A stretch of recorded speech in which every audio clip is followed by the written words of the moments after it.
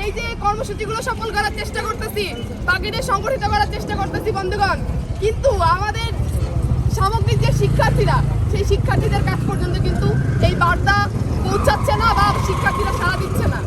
আমরা চাই যৌথভাবে এই আন্দোলন সফল করার জন্য বরিশাল বিশ্ববিদ্যালয়ের শিক্ষক, কর্মকর্তা, কর্মচারী এবং আমাদের যে উপাচার্য মহোদয় আছে তাকেও এই আন্দোলনে নামতে হবে বন্ধুগণ।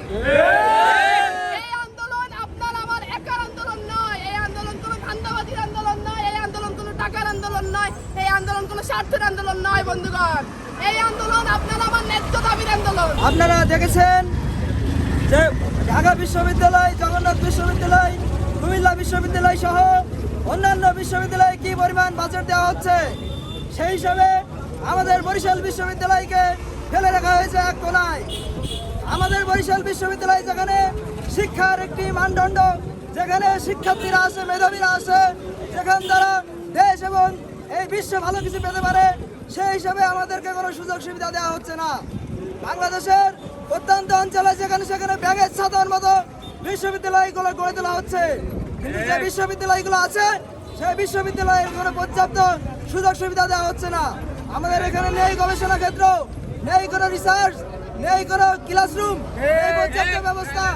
সেই হিসাবে আমাদেরকে শুধু নামে মাত্র একটা বিশ্ববিদ্যালয় করে রাখা হয়েছে। যাচাই বাছাই করে যা যা দরকার তা পৌঁছে দেওয়া, লজ্জাজনকভাবে বলতে হয় এই সমস্ত মৌলিক দাবি নিয়ে আমাদের রাস্তায় আসতে হয় এবং তা ধারাবাহিকভাবে চালিয়ে নিতে হয়।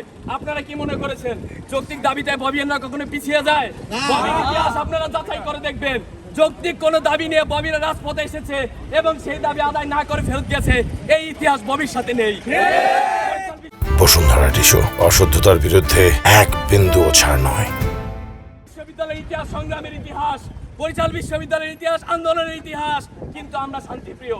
দেশের পরিস্থিতি বিবেচনা করে আমরা কোনো অরাজক পরিস্থিতি সৃষ্টি করতে চাই না, আমরা কোনো জনদুর্ভোগ সৃষ্টি করতে চাই না, আমরা কোনো দুর্বার আন্দোলন করতে চাই না।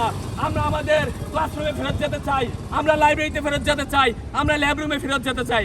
আমরা আমাদের ন্যায্য দাবির জন্য এখানে এসেছি। আমাদের যে ন্যায্য তিনটা দাবি, আমাদের অবকাঠামোগত উন্নয়ন, আমাদের পরিবহন সংকট নিরসন এবং আমাদের প্রাপ্য জমি অধিগ্রহণ। আমাদের প্রায় এক যুগ হয়ে গেছে, শুধুমাত্র আমাদের প্রথম ফেজের কাজ শেষ হয়েছে, কিন্তু আমাদের যে পরবর্তী ফেজের কাজগুলো সেগুলো কিন্তু শেষ হয় নাই।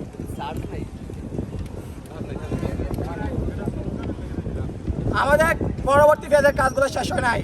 আমাদের ফিজিবিলিটি টেস্টের কথা একজনের পরে একজন বিসি এসে দিয়ে যায়, কিন্তু ফিজিবিলিটি টেস্টার হয় না। তাছাড়া আপনারা জানেন আমাদের এখানে আশেপাশে সকল বসত বাড়ি তৈরি হয়ে যাচ্ছে। তো এই যে বসত বাড়ি তৈরি হয়ে যাচ্ছে, তো তার কারণে আমাদের কিন্তু আমাদের যেই জমি অধিগ্রহণের যে সংকট তা আরও বেড়ে যাবে। আমরা আমাদের ন্যায্য দাবির জন্য এখানে এসেছি। আমাদের যে ন্যায্য তিনটা দাবি, আমাদের অবকাঠামোগত উন্নয়ন, আমাদের পরিবহন সংকট নিরসন এবং আমাদের প্রাপ্য জমি অধিগ্রহণ। আমাদের প্রায় এক যুগ হয়ে গেছে, শুধুমাত্র আমাদের প্রথম ফেজের কাজ শেষ হয়েছে, কিন্তু আমাদের যে পরবর্তী ফেজের কাজগুলো সেগুলো কিন্তু শেষ হয় নাই।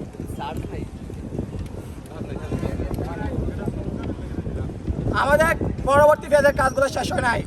আমাদের ফিজিবিলিটি টেস্টের কথা একজনের পরে একজন বিসি এসে দিয়ে যায়, কিন্তু ফিজিবিলিটি টেস্টার হয় না। তাছাড়া আপনারা জানেন আমাদের এখানে আশেপাশে সকল বসত বাড়ি তৈরি হয়ে যাচ্ছে।